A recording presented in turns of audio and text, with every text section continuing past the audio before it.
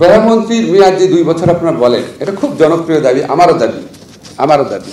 তা আমি দেখলাম যে কোনো একটা সময় সম্ভবত সালাউদ্দিন ভাই বা বিএনপির একজনই কোথাও বলেছেন প্রধানমন্ত্রী 2 বছর পৃথিবীর কোন দেশে আছে? আমেরিকার রাষ্ট্রপতির কাছে আছে। তা আপনি প্রধানমন্ত্রী 2 বছর বললেই শুধু হবে না, আপনি যদি কনভিন্সিং আর্গুমেন্ট করতে হবে তো যে পৃথিবীর আর কোন দেশ আছে সেটা বের করে তারপর দেখেন হয় কিনা। কারণ প্রধানমন্ত্রী 2 বছরের মেয়াদ কিন্তু কোথাও নাই আসলে। আপনি ইন্ডিয়া বলেন, ইউকে বলেন, কোথাও কিন্তু নাই। ফলে আপনাকে যখন বিএনপি বা অন্য যারা বিরোধিতা করতে চাবে যে প্রধানমন্ত্রী 2 বছর মেয়াদ কেন, আপনাকে কিন্তু ইমোশনাল ভাবে বললে হবে না 2 বছর মেয়াদ করলে হবে। 2 বছর মেয়াদ যদি বাংলাদেশের বর্তমান যে সিস্টেম ছিল 2 বছর 2টা মেয়াদও যদি রাখেন, আপনারা যেটা করতে চান যে আচ্ছা একনায়কতন্ত্র থেকে মুক্তি চান, 2টা মেয়াদে করেই একনায়কতন্ত্র করা সম্ভব। ধরেন 2 মেয়াদের জন্য সালাউদ্দিন ভাই প্রধানমন্ত্রী হলেন ধরেন, তারপরে 2 মেয়াদে হবে ওনার স্ত্রী, তারপরে 2 মেয়াদে হবে ওনার সন্তান। 2 মেয়াদ সলিউশন না, 2 মেয়াদ শুধুমাত্র 2 মেয়াদ সলিউশন না। সবচেয়ে ইম্পর্টেন্ট একটা জিনিস, প্রধানমন্ত্রী ক্ষমতাটা কমায় দেন।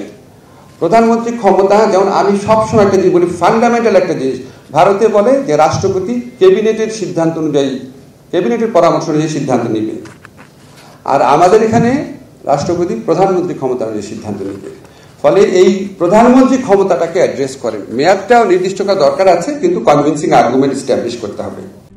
RICL TMX, যুগের পর যুগ স্থাপনা থাকে মজবুত। আমরা মনে করি যে পৃথিবীর সমস্ত সলিউশন সংবিধানে আছে।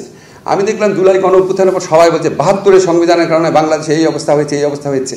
অবশ্যই 72-এর সংবিধানের ফল ছিল, বাট 72-এর সংবিধানের কারণেই যদি এই ফল থেকে থাকে, 72-এর সংবিধানে আমরা যে শেখ হাসিনার ফ্যাসিস্ট আমল ছাড়া এর আগে যে আমলগুলো দেখেছিলাম 90 থেকে 2006-7 পর্যন্ত, সেখানে কি বা জিয়াউর রহমানের আমলে সেখানে কি আমরা এত অরাজকতা দেখেছি? সংবিধানই কি সব? সংবিধান তো একটাই, আরো অনেক অনেক অনেক অনেক আইন আছে সংবিধানে। আমার একটা মনে আছে, আমি কামাল স্যারের সাথে একবার যে south Asian for human rights এর একটা ডেলিগেশন সদস্য মালদ্বীপে গিয়েছিলাম। তখন মোহাম্মদ নাশিদ আপনার ক্ষমতাচ্যুত হয়েছেন, সবাই মিলে চিন্তা করছে কি সংবিধান করা যায়। ইয়ামিনরা আসলো, তারপরে আবার যখন ডেমোক্রেসি আসলো, তারপর আমরা খুঁজে দেখলাম মালদ্বীপের সংবিধান হচ্ছে পৃথিবীর শ্রেষ্ঠ সংবিধান, সবাই স্বাধীন, এটা ম্যাজিস্ট্রেটকেও আপনার কর্মচ্যুত করা যায় না, মোটা একটা সংবিধান, সমস্ত কিছু সাংবিধানিক প্রতিষ্ঠান, ইনফরমেশন কমিশনের সাংবিধানিক প্রতিষ্ঠান। আপনার খুলে দেখেন মালদ্বীপের সংবিধান। তো কি হয়েছে? মালদ্বীপে কি গুড গভর্নেন্স এস্টাবলিশ হয়েছে? আর ইউকের তো কোনো সংবিধানই নাই, কম্পাইন্ড কোনো সংবিধানই নাই। ইউকের মতো আপনার গুড গভর্নেন্স কয়টা দেশে আছে? ইন্ডিয়ার এত মোটা একটা সংবিধান, আমেরিকার এত পাতলা একটা সংবিধান। সব উত্তর সংবিধানে খুঁজেন না, এটা হচ্ছে আমার ঐকান্তিক অনুরোধ। ছোট ছোট লয়ের মাধ্যমে বিরাট পরিবর্তন করা যায়, বিরাট পরিবর্তন। একটু খুবই বিনয়ের সাথে বলি, কারণ আমাদের দেশে সিভিল প্রসিডিউর কোড আছে। আমি খুব অবাক হয়েছি শুনে যে ওইখানে প্লেইন্ট যে আর্জিটা, রিটেন স্টেটমেন্ট, সেই 2টা জিনিসই আপনার পড়ে শোনানো হয়। আর যিনি প্লেইন্ট লিখেছেন, যিনি রিটেন স্টেটমেন্ট লিখেছেন, উনি মাথা নাড়তে থাকেন, হ্যাঁ এটা উনি লিখেছেন। এই শুনানি করতে 2 বছর চলে যায়, কারণ অনেকদিন পর ডেট পড়ে।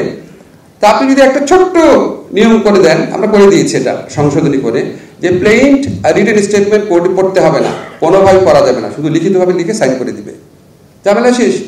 সিভিল মামলাতে একটা মামলা করি আমরা, আবার এক্সিকিউশনের জন্য আবার মামলা করে, সেটার জন্য আরো 5 বছর লাগে। আমরা বলেছি এক্সিকিউশন আর টাইটেল স্যুট একসাথে করতে হবে।